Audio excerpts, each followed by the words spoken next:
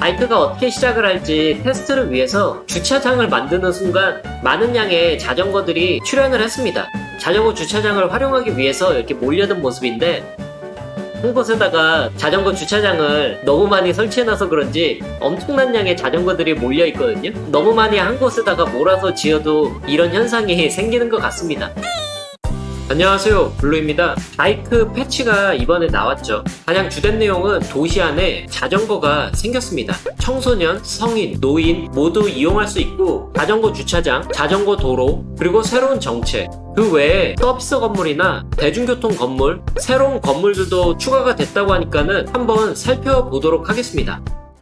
가장 먼저 자전거 도로를 볼까요? 자전거 도로는 조경에서 이 탭에서 메뉴를 찾을 수가 있습니다. 왼쪽부터 일방 통행 자전거 도로이고, 그 다음에 양방향, 그 다음에 보행로와 함께 있는 자전거 도로이고, 이 두 개는 보행로 방파제에 설치가 되는 자전거 도로입니다. 그리고 세 가지 종류의 다리 형태로도 자전거 도로를 제공을 하고 있습니다.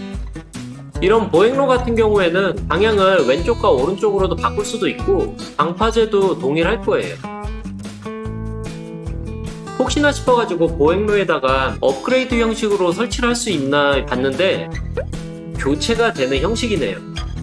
도로 같은 경우에는 도로 서비스에서 이 세 가지가 추가된 부분인데, 자전거 도로를 한쪽에다만 이렇게 만든다든지 아니면은 양쪽에다가 이렇게 만든다든지 이 표시를 이용해가지고 자전거가 못 다니게도 만들 수가 있습니다.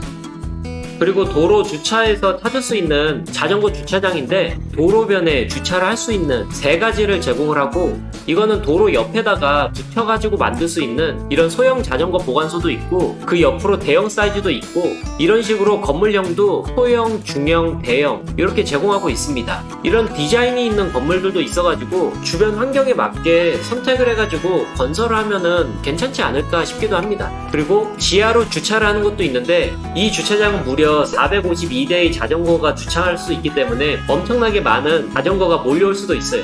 참고로 주차비도 받을 수 있습니다. 새로운 정책 두 가지가 추가가 되는데, 구역을 설정해주고, 이 구역을 클릭을 하면은 이 두 가지가 들어왔습니다. 하나는 자전거 통행을 금지시키는 정책이고, 나머지 하나는 자전거 이용을 권장하는 정책입니다. 이 두 가지의 정책을 잘 활용해가지고 도시에 너무 많은 자전거가 통행하지 않게 한다든지, 어떠한 구역에 자전거 사용을 장려해가지고 약간 교통적인 부분에도 어느 정도 효율을 가져오지 않을까 하는 생각은 듭니다. 그리고 정보부에서 자전거 관련된 정보도 확인할 수가 있는데, 자전거 주차 구역 가용성이라고 돼 있는 거 보니까는 이 도시 내에서 가질 수 있는 전체 자전거의 숫자가 아닐까 싶기도 합니다. 왜냐하면은 이 자전거들도 주차장이 없으면은 사용을 할 수가 없거든요. 그렇지 않을까 싶습니다. 그리고 자전거 주차 건물 같은 경우에는 파란색으로 보이고, 자전거 거치대는 하늘색으로, 이게 하늘색이 맞나? 자전거 교통 같은 경우에는 네트워크 색상으로 이런 식으로 표시가 되기 때문에 생각보다는 잘 보입니다. 그리고 자전거 교통량 같은 것도 확인해 볼 수 있기 때문에 어느 도로가 자전거가 많이 다니고 있는지 확인이 가능합니다. 다음은 새로 들어온 서비스 건물들인데, 전기 관련해서 풍차라고 되어 있는데 이게 풍차가 맞나? 그 다음에 소형 사이즈 풍력 터빈, 소형 사이즈의 변압소. 풍력 같은 경우에 사이즈로 보면은 이 정도 차이가 나는데, 소형 같은 경우에는 4MW, 풍차는 2MW로 전기 생산을 하는 그 사이즈로 나뉘어져 있습니다. 변전소 같은 경우에는 가격도 그렇고 변전소 수용량이라든지 차이는 없는 것 같습니다. 그러면은 작은 사이즈가 도시에도 더 잘 어울릴 것 같은데, 이거를 더 많이 써야겠는데요? 그리고 상하수도에서는 복층식 고가형 급수탑이 들어왔는데, 여기 시티 워터 서비스라고 글자도 써있네요. 일반 사이즈의 급수탑과 소형 사이즈의 급수탑, 그거보다 더 작은 사이즈인데, 일반 사이즈의 급수탑은 송수량이 3만인데 소형 사이즈는 15,000, 그거보다 더 작은 만입니다. 근데 생각을 해보면은 이런 급수탑 영화 같은 데서 많이 본 것 같기도 한데요. 다음은 새로 들어온 소형 묘지. 일반 사이즈하고 비교하면은 많이 작아졌죠. 소형 묘지임에도 불구하고 저장 용량을 늘려주는 업그레이드, 또 저장 용량을 늘려주는 업그레이드, 요렇게 해가지고 업그레이드를 추가할 수 있습니다. 혹시나 싶어가지고 보행로를 추가해봤는데 연결이 되기는 됩니다. 그러면은 이게 업그레이드를 하는데 횟수에 제한이 없으니까는 이 사이즈에 맞춰가지고 완전 자기 방식대로 묘지를 만들 수 있다고 볼 수도 있을 것 같은데요. 그리고 새로운 대중교통 건물도 들어왔습니다. 이번에 들어온 것들 좀 괜찮은 것 같아요. 가장 먼저 시내버스 터미널인데 총 6개의 플랫폼을 제공을 합니다. 업그레이드로는 택시 정류장, 주차 공간이 옆에다가 붙여가지고 주차 공간을 만들기도 했었는데 이런 식으로 바로 업그레이드 되는 것도 상당히 좋은 것 같고 지하철 게이트까지 해가지고 환승도 가능하게 됩니다.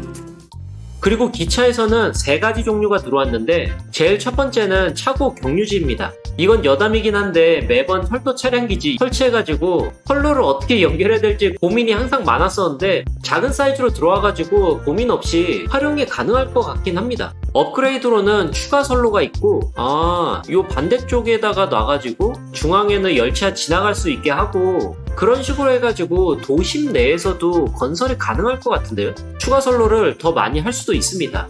그리고 기차를 빠르게 점검할 수 있는 유지보수 시설, 이렇게 업그레이드를 할 수 있습니다.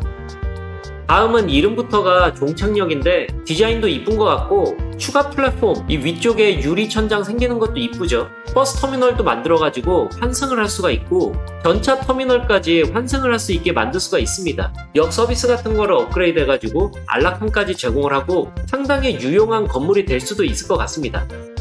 그리고 화물 운반역인데 화물터미널하고 같은 용도로 사용할 수 있는 건데 이거는 관통이 되니까는 여기 들려가지고 물건 한번 내리고 다음번에 또 물건을 한번 내리고 연계가 가능하지 않을까 싶습니다. 그리고 재밌는 점이 업그레이드 창고거든요. 근데 이 창고는 이게 떨어뜨려가지고 건설도 가능할 뿐더러 열차가 바로 들어갈 수가 있는 거 보니까는 어떻게든 활용할 부분이 꽤나 있을 것 같긴 합니다. 그리고 트램역도 3가지 종류가 들어왔는데 모양은 비슷한데 이거는 세로형이고 가로형이고 그 다음에 유턴이거든요. 지붕에 디자인도 유리라 가지고 디자인도 잘 나온 것 같고 이 안쪽에 의자 같은 거 보이죠? 사람들이 앉아있다가 트램을 탈 수가 있는 거죠. 이 2가지는 어차피 관통을 하는 그런 용도로 활용을 할 수가 있고 이 마지막 부분은 이런 식으로 연결을 해가지고 트램의 끝마무리를 이런 식으로 지을 수가 있는 거죠.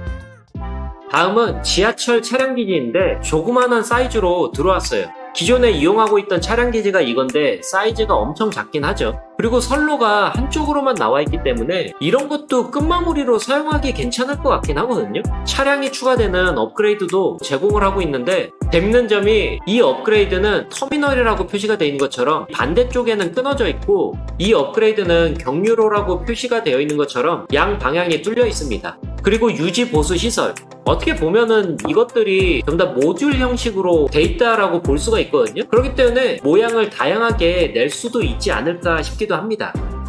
다음으로 공원이 5가지가 들어왔습니다. 가운데 다리가 있는 비즈니스 공원하고 둥근 모형이 인상적인 바람공원, 그 다음에 위쪽과 아래쪽으로 구분이 되어 있는 테라스 공원, 이렇게 해서 3가지는 큰 공원에 추가가 되어 있습니다. 그리고 일반 공원에서 대형 캠프파이어장이 들어왔고 개인적으로 이번 업데이트와 맞물려가지고 가장 인상적으로 본 공원이 이 공원인데 자전거가 주차를 할 수 있는 공원이거든요. 자전거가 주차가 되니까 주차비를 받을 수가 있습니다. 그리고 존에서 생성이 가능한 건물들 중에서 혼합주택 쪽에서 올드 스타일 아파트 건물들이 들어왔는데 유럽형하고 북미형하고 2가지 모두 들어왔습니다. 이쪽이 유럽 스타일인데 확실히 이런 종류의 건물들은 유럽식 건물들이 정말 이쁜 것 같아요. 더더욱 코너 건물로 나오는 이 건물은 정말 이쁘거든요. 대각선으로 만들어진 것도 그렇고 진짜 이런 건물들 좀 많이 만들어주지 이거는 진짜 이쁜 것 같아요. 전체적으로 봐도 통일성도 좋고 분위기도 꽤 잘 살아있는 것 같습니다. 그리고 이쪽은 북미형으로 들어온 혼합주택인데 이쪽에 코너형을 보면은 곡선이 살아있는 것도 그렇고 마치 여기가 서로 일체형인 것처럼 잘 연결이 돼 있거든요. 이런 것도 참 보기가 좋은 것 같아요. 그리고 이런 건물 같은 경우에는 뒤쪽으로는 이런 식으로 되어 있는 것도 상당히 느낌이 괜찮은 것 같습니다. 존에서 생성이 가능한 마지막 부분인데 이게 에셋 베리에이션이면은 건물 종류가 더 많아졌다라는 말이겠죠. 근데 사실 저밀도를 그렇게 선호하는 편이 아니라 가지고 어떤 건물이 새로 들어온 건지는 보이진 않는데 울타리 같은 거를 보면은 나무로 울타리가 되어 있는 게 있는데 이런 건물들일까요? 아무튼 이렇게 추가가 됐다고 합니다.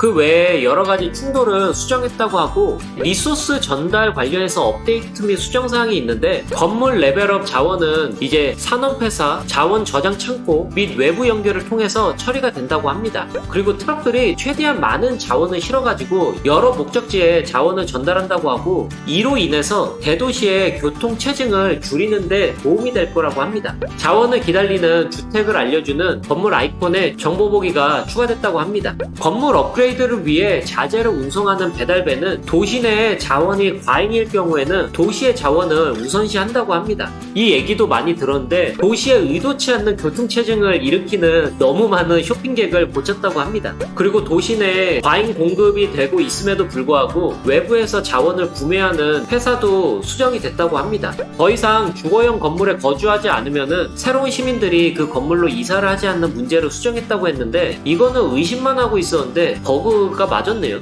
그 외에 여러 가지 수요 관련된 문제들을 수정을 했고 보유 건물들의 웰빙 보너스를 제공하지 않는 문제, 우편물을 제대로 수거하지 않는 우체국 문제, 교도소가 효과적으로 범죄율을 감소시키지 못하는 문제, 중앙정보국이 도시 전체의 범죄율을 낮추지 못하는 문제, 이렇게 해가지고 여러 가지 부분에서 버그들이 수정이 됐다고 합니다. 그 외에 UI나 컨트롤러 수정사항, 아트 및 그래픽 이런 부분들도 수정이 됐다고 하니까는 내용을 한번 읽어보셔도 좋을 것 같습니다.